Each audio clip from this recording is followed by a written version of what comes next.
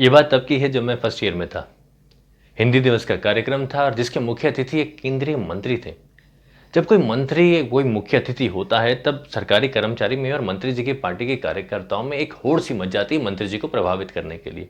जो लोग अपने घर में एक गिलास पानी के लिए नहीं उठते थे, वो लोग मंत्री जी के आगे पीछे पानी की बाल्टी लिए लिए घूमते फिरते रहते। बस मंत्री जी एक बार पानी पीने की इच्छा व्यक्त कर, पलक झपकते ही 10 गिलास मंत्री जी के सामने हो जाते हैं। लेकिन ग्लास को पहले पहुंचाने के चक्कर में ना गिलास आपस में अड़ जाते हैं, जिसके कारण पानी जो होता है ना वो मंत्री जी के कुर्ते को गीला कर देता है। परिणाम स्वरूप भाई अब अपनी फूंक से उस कुर्ते को सुखाने की होड़ मच जाती है।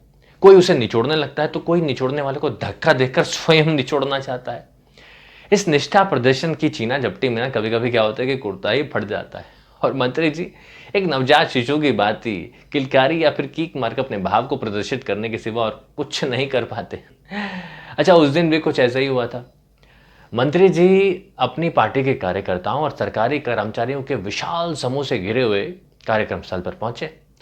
अब भाई मंत्री जी के साथ हर कोई फोटो खिंचवाना चाहता है ना। तो क्या हुआ कि जिसका कारण मंत्री जी फुटबॉल बन गए एक तरीके से और धक्के खाते हुए गोल पोस्ट की तरफ बढ़ रहे थे, अर्थात मंच की तरफ बढ़ रहे थे। अब जैसे ही वो मंच पर पहुंचे उन्होंने अपनी नीचे चप्पलें उतारी, लेकिन जैसे ही वो चढ़ने लगे उनकी निगाह मंच के नीचे पहली पंक्ति में बैठे रिटायर्ड वयोवृद्ध शिक्षक पर पड़ी। उन्होंने अपनी विनम्रता को प्रदर्शित करने के लिए फौरन रिवर्स गियर डाल दिया और मंच पर चढ़ने की बजाय उन शिक्षक की ओर हो गए। अब उनके साथ जो चिपक के लोग चल रहे थे वो भी रिवर्स गियर मार दिया हम लोगों ने। लेकिन पीछे जो भीड़ का रैला आ रहा था ना, वो इस अप्रत्याशित मूव के लिए कतई तैयार नहीं था। वो बड़े उत्साह से आगे बढ़ रहा था तो हादसा हो गया। भाई विपरीत दिशा से आते हुए लोग एक दूसरे से टकरा गए, जिससे मंत्री जी को धक्का लगा और मंत्री जी नीचे गिर गए और बाकी के लोग भी मंत्री जी के ऊपर गिर गए। अच्छा, जो सरकारी कर्मचारियों को मंत्री जी की रक्षा करने का अवसर मिल गया, उनको बचाने के चक्कर में वो भी उनके ऊपर गिर गए। अब क्या हुआ कि इसके कारण जो मंत्री जी ने चप्पलें मंच के नीचे जो मंच का सम्मान रखने के लिए उतारी थी वो कहीं पे गायब हो गई। चप्पलों की नदारत होते ही पार्टी के एक कार्यकर्ताओं को अपनी निष्ठा प्रदर्शित करने का एक मौका मिल गया। उन्होंने भयंकर रोष से हवा में गर्जना कर दी कि चप्पल कहां गई भैया की। मंत्री जी की चप्पलें खो गई। ये बात सुनकर विश्वविद्यालय कमेटी ने जिन व्याख्याता को मंच संचालन की जिम्मेदारी सौंपी थी, अब उनको ये मौका मिल गया कि वो मंत्री जी को प्रभावित करे। उन्होंने मंच पे माइक पर आकर एक उद्घोषणा शुरू कर दी। कहते हैं कि हमारे माननीय मुख्य अतिथि जी की श्वेत-श्याम पट्टिकाओं से युक्त रक्तवर्णी चर्म निर्मित चरण पादुकाओं में से एक, जिसे दक्षिण चरण में धारण किया जाता है, दृष्टिगत नहीं हो रही हैं। निश्चित ही वो पदतरान अज्ञानतावश किसी के पद प्रहार से पदकंदुक की भांति मंचाधार के किसी शून्य में लुप्त हो गई होगी। तो मेरा आप विद्यार्थियों से निवेदन है कि वो अपने चरम चक्षुओं से मुख्य अतिथि जी की चरण पादुकाओं के संधान में सहयोग प्रदान करें।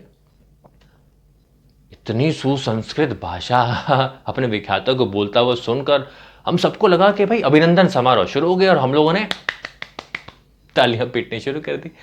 हमको तालियां पीटते देखकर मंत्री जी को गुस्सा आ गया, वो चिढ़ गए। उन्होंने उद्घोषक से माइक छुड़ाकर बड़े गुस्से में कहा, चप्पल का चोरी होना मतलब शनि का उतरना होता है।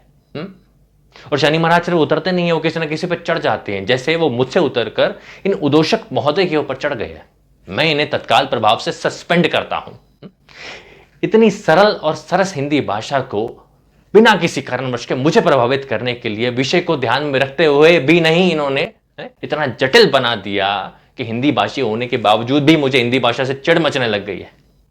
उन्होंने उद्घोषक को मंच से लताड़ना शुरू कर दिया। कहते हैं, अरे सीधे सीधे नहीं बोल सकते हो, मेरी चप्पल खो गई है, उसे ढूंढने में मदद करो। लेकिन नहीं, हिंदी का सत्यानाश तो तुम जैसे लोगों ने ही किया है, जो बिना किसी कारणवश के हैं, मौके की नजाकत को भी ध्यान में नहीं रखते हैं और कुछ ना कुछ उल्टा सीधा बोलते ही रहते हैं।